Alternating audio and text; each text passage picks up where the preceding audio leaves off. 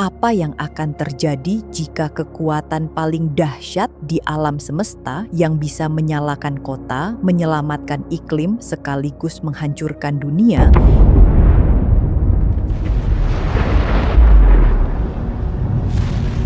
ternyata terkubur diam-diam di bawah hutan Kalimantan?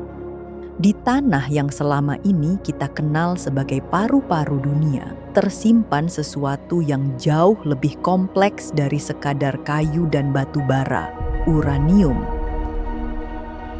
Ia bukan sekadar logam, tapi keputusan politik, dilema etika, dan taruhan masa depan sebuah bangsa.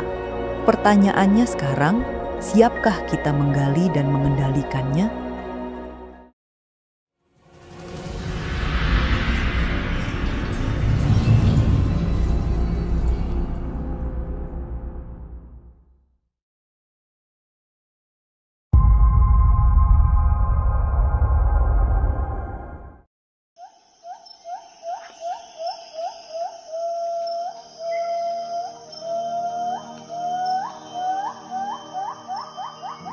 Pulau Kalimantan dikenal dengan hutan hujan tropis yang luas, sungai-sungai besar, dan kekayaan sumber daya alam melimpah.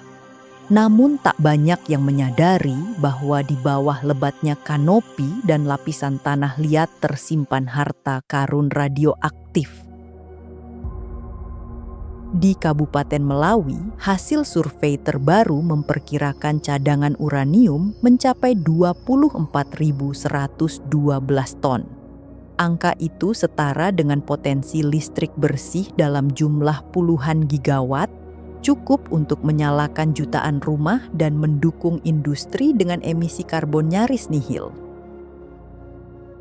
Data ini terintegrasi dalam Rencana Umum Penyediaan Tenaga Listrik RUPTL 2025 sampai 2034 PT PLN yang menempatkan Kalbar sebagai kawasan unggulan dalam transisi energi rendah karbon.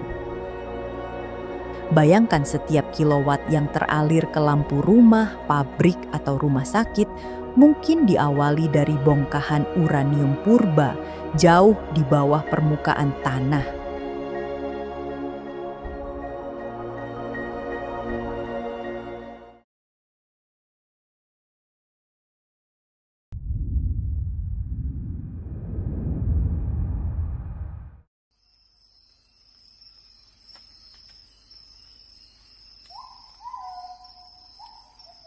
Langkah awal temuan uranium di Melawi dimulai dari survei geologi lapangan yang dilaksanakan oleh Badan Tenaga Nuklir Nasional (Batan), kini berada di bawah payung BRIN.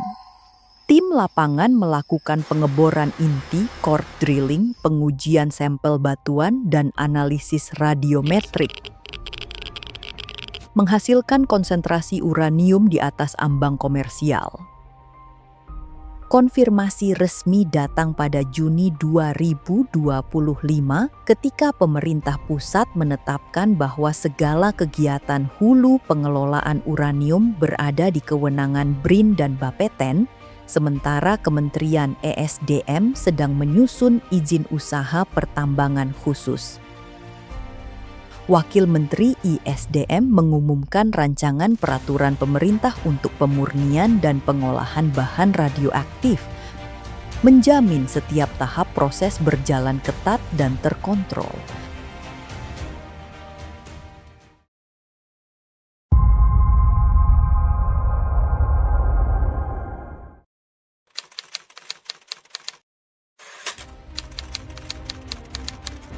Uranium pertama kali dikenali pada 1789 oleh Martin Heinrich Klaproth, ahli kimia Jerman yang mengisolasi senyawa dari mineral pitchblende dan menamakannya berdasarkan planet Uranus. Kejadian ini memulai lembaran baru dalam ilmu kimia, meski pada masa itu sifat radioaktifnya belum terungkap. Barulah pada 1896, Henry Becquerel menemukan fenomena radioaktivitas, penemuan yang dilanjutkan oleh Marie Curie dan Pierre Curie, mengubah pandangan dunia tentang potensi energi tersimpan dalam inti atom. Kini, uranium dikenali sebagai sumber bahan bakar reaktor nuklir dan sayangnya juga sebagai komponen senjata atom. Dua wajah kekuatan yang sama dahsyatnya, di satu sisi memberi energi bersih, di sisi lain menyimpan potensi kehancuran besar.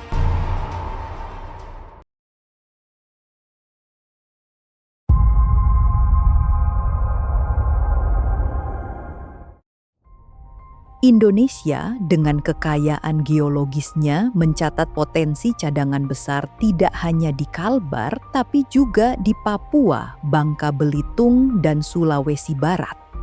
Atlas Geologi Nasional menyebut total cadangan uranium Indonesia bisa menembus angka 90.000 ton, disertai cadangan thorium hingga 150.000 ton.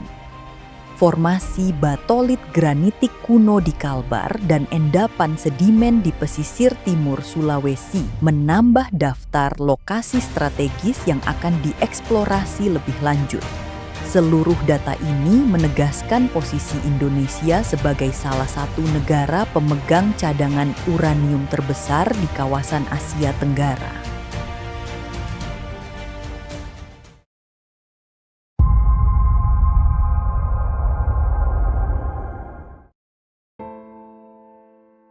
Meskipun potensi energi sangat menarik, eksplorasi dan penambangan uranium menyimpan risiko serius bagi lingkungan. Penebangan lahan untuk jalan tambang dapat membuka akses ke hutan primer, mengancam habitat endemik dan satwa dilindungi. Air tanah yang digunakan untuk pengeboran beresiko terkontaminasi radionuklida memunculkan potensi pencemaran sumur warga dan ekosistem sungai. Limbah padat radioaktif berupa tailing dan slurry harus dikelola dalam fasilitas tertutup. Panduan Keamanan Internasional merekomendasikan pemantauan radiasi secara terus-menerus dan penerapan rekayasa geoteknik untuk mencegah kebocoran. Tanpa mitigasi ketat, proyek ini bisa meninggalkan jejak kerusakan jangka panjang yang melampaui manfaat energi.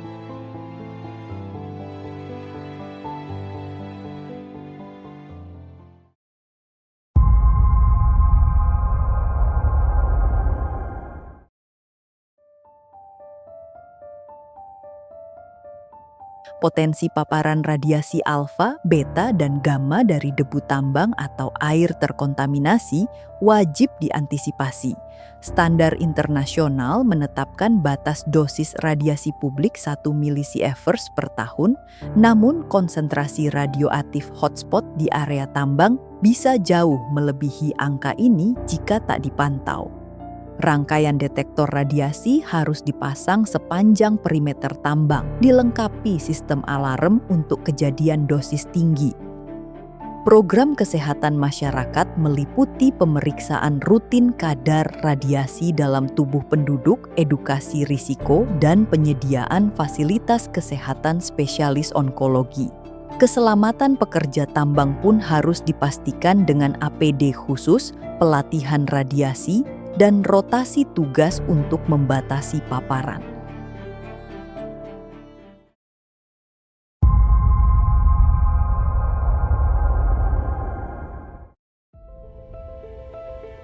Menghadapi tantangan iklim dan defisit listrik di masa depan, pemerintah merumuskan ARED, Accelerated Renewable Energy Development, sebagai payung kebijakan. Strategi ini menekankan kombinasi energi nuklir dengan sumber terbarukan, surya, angin, dan biomasa. PLTN diharapkan memberi pasokan dasar, base load yang stabil, sementara surya dan angin berperan sebagai penopang beban puncak. Integrasi sistem penyimpanan energi baterai dan manajemen grid pintar, smart grid, akan mengoptimalkan efisiensi distribusi. Model hibrida ini bertujuan mengurangi ketergantungan pada batu bara dan gas, serta memastikan ketahanan energi yang andal dan rendah emisi.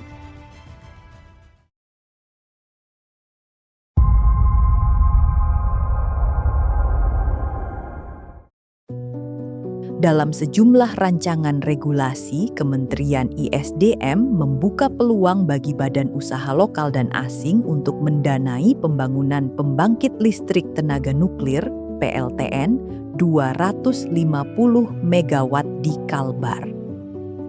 Tahapan perizinan mencakup studi kelayakan lingkup lingkungan, persetujuan analisis dampak lingkungan (AMDAL), hingga lisensi konstruksi yang dikeluarkan Bapeten. Pemerintah tengah membidik kerja sama teknologi dengan mitra seperti Cina dan Rusia, memanfaatkan pengalaman mereka dalam proyek Small Modular Reactor. Keputusan politik dan model pembiayaan publik swasta menjadi faktor penentu, dengan tekanan besar untuk memastikan bahwa investasi tak hanya berdampak positif pada neraca energi, tapi juga berkelanjutan secara sosial dan ekologis.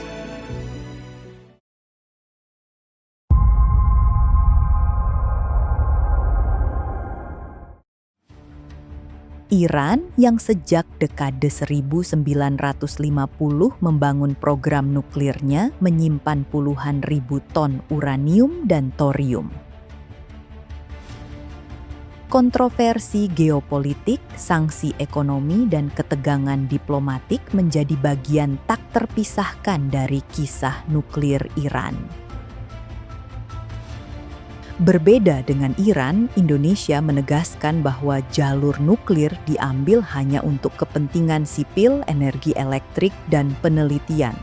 Transparansi data, kesepakatan safeguards dari International Atomic Energy Agency, dan komitmen pada Perjanjian Non-Proliferasi (NPT) diharapkan menjadi pijakan agar program nuklir tak menyulut ketegangan serupa.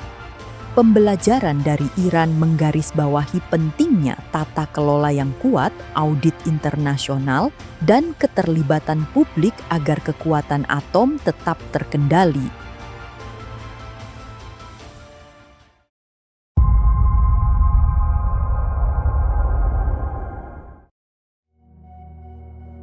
Pertanyaan mendasar muncul.